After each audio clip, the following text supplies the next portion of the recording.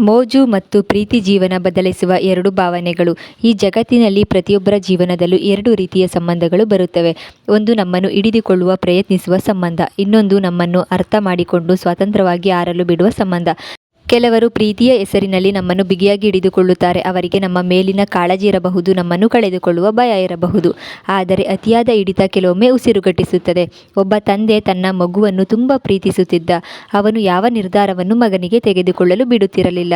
ಯಾವ ಕಾಲೇಜು, ಯಾವ ಕೆಲಸ, ಯಾರ ಜೊತೆ ಸ್ನೇಹ ಮಾಡಬೇಕು ಎಂಬುದನ್ನು ಆತನೇ ತೀರ್ಮಾನಿಸುತ್ತಿದ್ದ.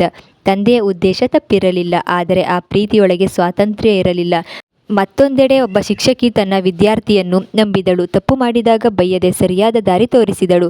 ಅವನ ಕನಸುಗಳನ್ನು ಅರ್ಥ ಮಾಡಿಕೊಂಡು ಅವನನ್ನು ತನ್ನ ದಾರಿಯಲ್ಲಿ ಬೆಳೆಯಲು ಬಿಟ್ಟಳು. ವರ್ಷಗಳ ನಂತರ ಆ ವಿದ್ಯಾರ್ಥಿ ದೊಡ್ಡ ವ್ಯಕ್ತಿಯಾದ. ಯಶಸ್ಸಿನ ಕಾರಣ ಕೇಳಿದಾಗ ಅವನು ಹೇಳಿದ್ದು ಒಂದೇ ಮಾತು: ನನ್ನನ್ನು ನಿಯಂತ್ರಿಸಲು ಪ್ರಯತ್ನಿಸಿದವರು ಹಲವರಿದ್ದರು, ಆದರೆ ನನ್ನನ್ನು ನಂಬಿ ಹಾರಲು ರೆಕ್ಕೆ ಕೊಟ್ಟವರು ಕೆಲವೇ ಜನರು. ನಿಜವಾದ ಪ್ರೀತಿ ಎಂದರೆ ಯಾರನ್ನಾದರೂ ನಮ್ಮ ಬಳಿ ಕಟ್ಟಿ ಹಾಕುವುದು ಅಲ್ಲ. ಅವರು ದೂರ ಹೋದರೂ, ತಮ್ಮ ಕನಸುಗಳ ಕಡೆ ಹಾರಿದರೂ ಅವರ ಸಂತೋಷದಲ್ಲಿ ಸಂತೋಷ ಕಾಣುವುದು. ಮೋಜು ಎನ್ನುವುದು ಕ್ಷಣಿಕ ಸಂತೋಷ ಕೊಡಬಹುದು, ಆದರೆ ಪ್ರೀತಿ ಜೀವನಕ್ಕೆ ಅರ್ಥ ಕೊಡುತ್ತದೆ. ಒಬ್ಬ ವ್ಯಕ್ತಿ ನಿಮ್ಮನ್ನು ಯಾವಾಗಲೂ ತನ್ನ ಇಷ್ಟಕ್ಕೆ ತಕ್ಕಂತೆ ಬದಲಾಯಿಸಲು ಪ್ರಯತ್ನಿಸಿದರೆ ಅದು ಪ್ರೀತಿಯ ಲಕ್ಷಣವಲ್ಲ. ಆದರೆ ನೀವು ಹೇಗಿದ್ದೀರೋ ಹಾಗೆಯೇ ಒಪ್ಪಿಕೊಂಡು ನಿಮ್ಮ ಬೆಳವಣಿಗೆಯನ್ನು ಬಯಸಿದರೆ ಅದು ನಿಜವಾದ ಪ್ರೀತಿಯ ಲಕ್ಷಣ. ಹಕ್ಕಿಯನ್ನು ಕೈಯಲ್ಲಿ ಬಿಗಿಯಾಗಿ ಹಿಡಿದರೆ ಅದು ಭಯಪಡುತ್ತದೆ. ಅದೇ ಹಕ್ಕಿಯನ್ನು ನಂಬಿಕೆಯಿಂದ ಬಿಡಿಸಿದರೆ ಅದು ಮತ್ತೆ ನಿಮ್ಮ ಬಳಿಗೆ ಬರಬಹುದು.